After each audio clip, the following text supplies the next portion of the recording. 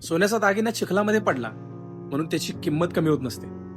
सोनं हे सोनच असतं. आपल्याही आयुष्यामध्ये कधीतरी असा प्रसंग येतो जेव्हा लोक आपल्याला नावं ठेवतात, आपली प्रतिमा मलिन करण्याचा प्रयत्न करतात, आणि त्यावेळेला आपण त्यांचं मनावरती घेऊन स्वतःवरती शंका घेण्याचा प्रयत्न करतो. पण मित्रांनो, सोनं सोनं असतं आणि तुम्ही सोनं आहात. त्यामुळे लोकांच्या म्हणण्याकडे अजिबात लक्ष देऊ नका. एक छोटीशी गोष्ट सांगतो.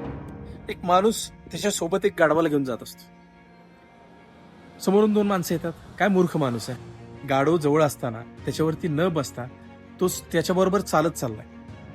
लोकांचा ऐकतो, गाढवावरती बसतो आणि पुढे चालायला लागतो.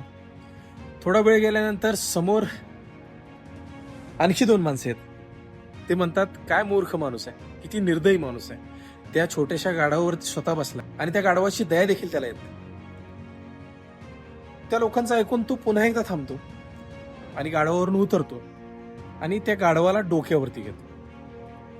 थोडा वेळ पुढे गेल्यानंतर आणखी दोन माणसं येतात आणि म्हणतात, काय मूर्ख माणूस आहे, गाढवाला कुणी खांद्यावरती घेऊन फिरतं का? गाढव तर बसायची गोष्ट आहे किंवा त्याच्यावरती सामान नेण्याची गोष्ट आहे.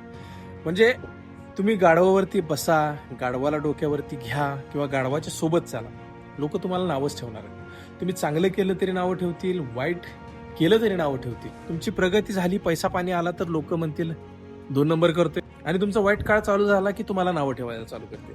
त्यामुळे लोकांच्याकडे लक्ष देऊ नका. तुमच्या प्रगतीवरती लक्ष केंद्रित करा, तुमच्या गोलवरती फोकस ठेवा. लोक नावं ठेवत असतील, तुमच्यावरती चिखलफेक करत असतील, तर हा दोष तुमचा नाही, तुमच्या वेळेचा आहे.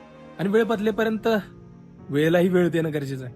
त्यामुळे वाट बघा तुमच्या वेळेची, पण नुसतं वाट बघून चालणार नाही, त्यासोबत कष्ट आणि मेहनत देखील घ्यावी लागेल. एक दिवस नक्की येतो बरं का, ज्या दिवशी तुमचा दिवस येईल ना, जे नावं ठेवत होती तेच एक दिवस टाळ्या वाजवण्यासाठी किंवा तुमचं अभिनंदन करण्यासाठी सगळ्यात आधी तुमच्या समोर येतं. त्यामुळे तुमच्या गोलवरती फोकस करा, मेहनत करा आणि तुमची सगळी स्वप्न पूर्ण करा.